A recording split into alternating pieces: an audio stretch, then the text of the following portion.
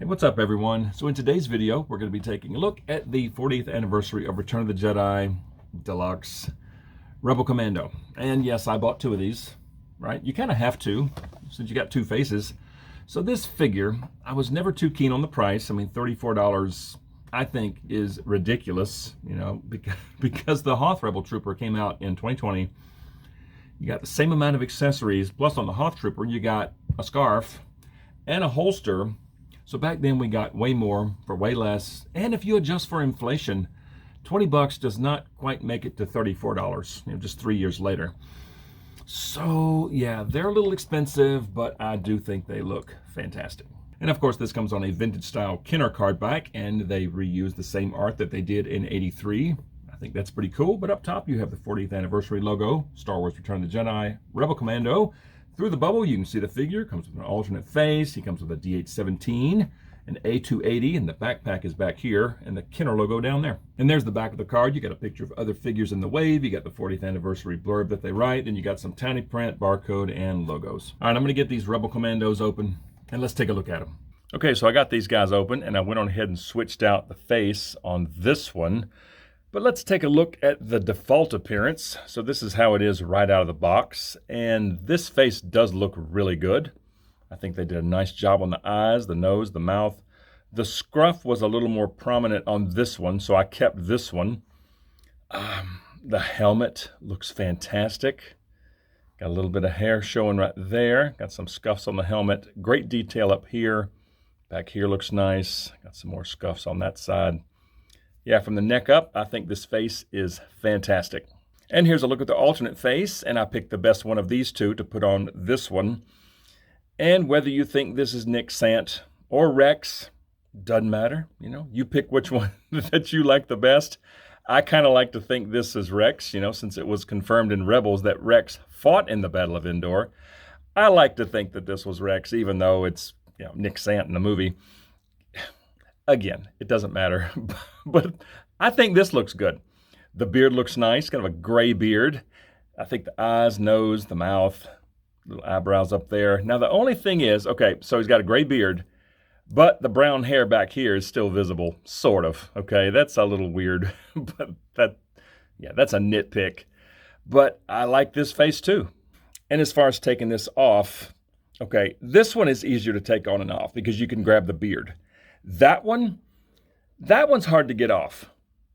I'll just go ahead and let you know. This one is kind of a pain to get off. It's really tight. This one, again, you can grab the beard and just, yeah. But as you see, it is a square peg and a square hole. And the Hoth Rebel Trooper's alternate face is like an upside down trapezoid. Huge missed opportunity on Hasbro's part. Either they forgot, or they just weren't thinking, or they just said, nah, we're just going to make this different. Now, this face here sort of goes on these. Sort of. I've seen some pictures of people making it work. I've seen and heard of people actually heating these up, and it makes them fit a little better. I'm not going to fool with it in this video. You can imagine, or I'm sure you've seen those posts. Yeah, it is just too bad that these aren't totally interchangeable to where these fit perfectly. That's all I'm going to say about it. Yeah, it's unfortunate, but at least we got two faces. So both of these faces look fantastic. I'm very happy with them. Now the outfit, I think, is nicely detailed, especially on this bandolier. You have some great sculpting here, clean paint, all these little bits. I'm assuming they're like grenades or something. They look great. I love this. The jacket has some really nice detail. Now this bandolier is a separate piece. It does tend to move around a little bit, but it's okay. It's okay. Once you get imposed, it stays put, but it just comes around. You got these little pouches and some more things over here, some more little canisters or grenades or something you can throw. I don't know, but they look great. Nice detail here. You got this little bit there. That's very good. Yeah, nothing on this sleeve, but you do have some stuff up here. That looks really good. Yeah, cool looking coat and shirt. You got this belt. I guess this is like his water bottle or something. This looks nice. Little pouch there, little silver buckle. Nice touch. Got a cool texture on the belt. Another pouch there, and it just comes around. And then you have these pants, these camo pants that look very nice, with the exception of the knee.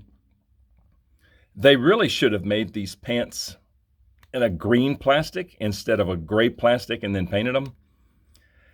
It would have looked a little better if this was at least green, you know, like this color or even this color. But no, they're cast in a gray plastic. So if you have him kneeling, this knee is like, hey, and it's pretty tight inside the joint. As you can see, it's a very tight knee. If you were to paint this, as soon as you flex it and then straighten it out again, I bet the paint would just rub right off. Yeah, that's a F right there. I don't like that. That is, I don't know. I'll just keep him standing. But the pants do look good.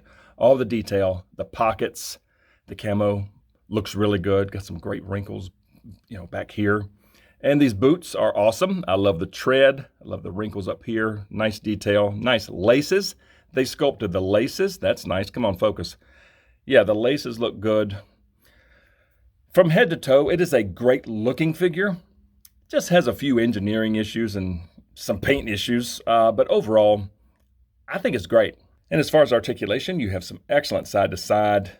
You have some very good down, some very good up, and some crazy tilt. And I forgot to mention this. This hat is fixed to the head. It is all part of the sculpt, so you don't have to worry about this hat falling off. It is fixed. The arms go up to there, which is, you know, it's okay. He's got some excellent butterfly joints. Crazy movement. And if I move this coat out of the way, they are cut very deep. Excellent butterfly joints. The elbows are very good. They both get past 90, which is excellent. I love that. He's got a swivel at the elbow, swivel at the wrist. He has a very nice up and down hinge on the right hand and a side-to-side hinge on the left hand. Yeah, this bandolier is wanting to move all over the place. But as far as midsection, you've got some swivel, not too much crunch, some very, very good back, and some very good side-to-side tilt. And as far as legs, they get up that far. They go way out, like way out.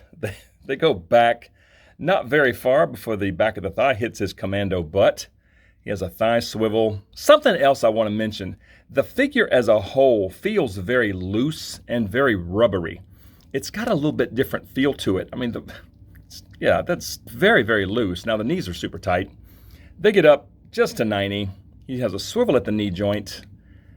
No boot swivel. And as far as boots, they don't go down very far. They don't go up very far, but you do have some swivel at the ankle. So as a whole, I think the Rebel Commando's articulation is pretty good. And as far as accessories, yes, you get alternate faces. And again, I picked the best one of each. I think that one looks a little bit better than this one. The scruff is a little more prominent on that one. But this one's not bad. I think the eyes look good, nose, mouth, everything looks nice. He's got this little bump right here. What is that, a big boil or something? I don't know. Has he got a Jolly Rancher in his mouth? No, that's pretty pronounced. Is it on both sides? Yeah, I guess it is. Okay, never mind.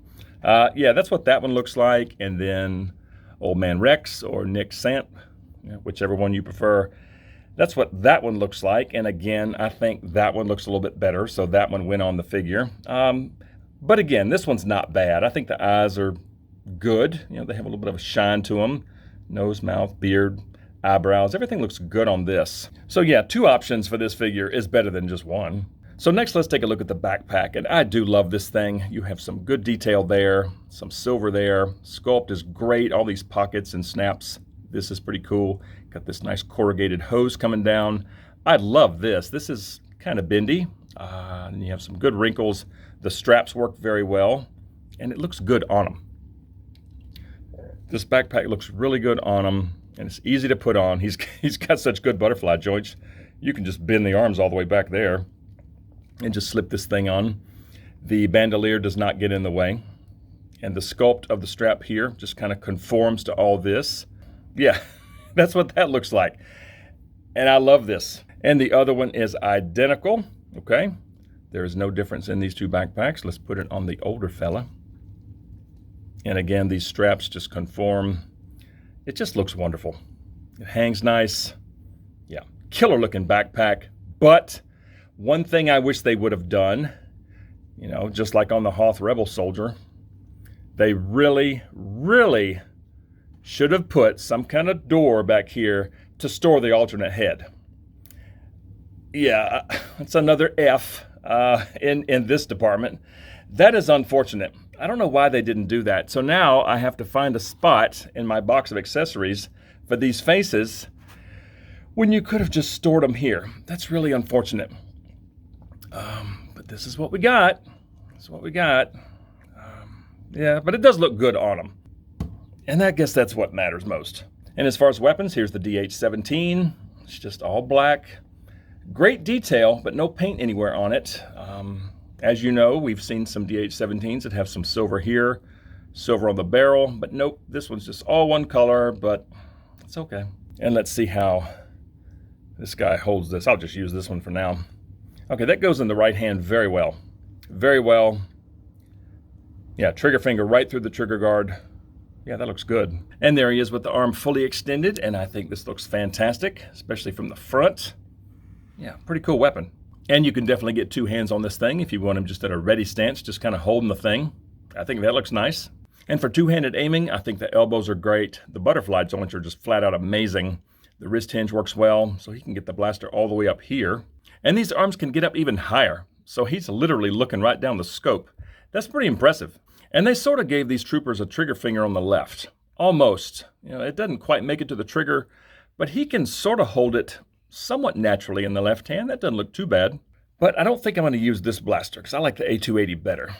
And something else, there's nowhere to put this blaster on him. There's no holster. Now, you could just stick it in his belt if you absolutely had to have the weapon on him. You could shove it in there, which looks a little funny. You can turn it sideways. Let's see. Nope. No, this thing's got, well, you could do that. It looks kind of ridiculous, but it does go. And I'm going to bring this fella in one more time. So this guy has a holster for the DH-17. And if you want to keep the A280 on him, you can slip that in the backpack. That's super slick right there. And there's the other weapon that he comes with. So this is an A280, and I love this thing. It's a shame it doesn't have any paint on it. It's just all black, but the sculpt is very nice. I love the collapsible stock back here, even though it doesn't work. It looks good. Got a cool little scope up there. Nice detail in here. All this in here looks fantastic, and both sides are pretty much identical. Yeah, very, very cool rifle. And as far as him holding this rifle, yeah, it goes in the hand beautifully. Trigger fingers right through the trigger guard, sitting right on the trigger. That looks nice. And if you want him just at a ready stance, I think this looks great. And I think this trooper, the left hand, is a little more forgiving. It's a little softer, so you can actually get it under the barrel, you know, like right here. But if you want him aiming with two hands, yeah, this figure shines in that department. I mean, this is pretty amazing. Again, elbows are great. Butterfly joints, great. Wrist hinge, great. The stock, the butt end of the stock is right on his shoulder. Left hand wrapped around there nicely. He's looking right down the scope. This looks phenomenal. And again, you can get this up even higher to where he's literally looking right down the scope. Yeah, this is pretty impressive. All right, so I've got this one aiming and this one just at a relaxed stance. I think this looks fantastic. I'm gonna go stick them on the shelf and let's see what they look like there. And there we have it. And I think they look very, very nice on the shelf. And you can see how they scale. They're pretty tall, okay? And the helmet, of course, adds just a touch more height. So these guys are pretty tall, but they look fantastic on the shelf. You know, the two faces, you know, different poses. Yeah, I'm pretty happy with these overall. But I have to say, I think I like the Hoth Trooper better. You've got more options. The faces are easier to get on and off. You have weapon storage, right? I still think this is the better of the two. I mean, this is one of the best figures in the entire line right here. So bottom line, it's still a cool figure. It's not a perfect figure, but I still like it. It's just certain areas they could have done better. I wish the faces came on and off a little easier. I mean, the bearded one, yeah, you can just pull from the beard and yank it off. This one, you kind of have to work on it. Yeah, I kind of wish that was a little better. The backpack looks just tremendous. I just wish it had a door on the inside of it like the Hoth Trooper so you can store the other face. That's unfortunate. But the outfit looks great. He holds the weapons well. Now, as far as a holster for the DH-17, I'm going to have to rewatch Jedi. These guys may not have had holsters. I'll have to check, but from head to toe, it is a great looking figure. And I do think both of the faces are well done. So pretty cool figure overall. It just has a few issues, but I want to hear from you guys. So comment below and let me know what you think of the Rebel Commando from Return of the Jedi. And if you enjoy videos on Star Wars The Black Series, please consider dropping a like on this video, subscribe to the channel if you're new, and please turn on notifications. I'd certainly appreciate it, and I just thank you all so much for watching. See you all next time.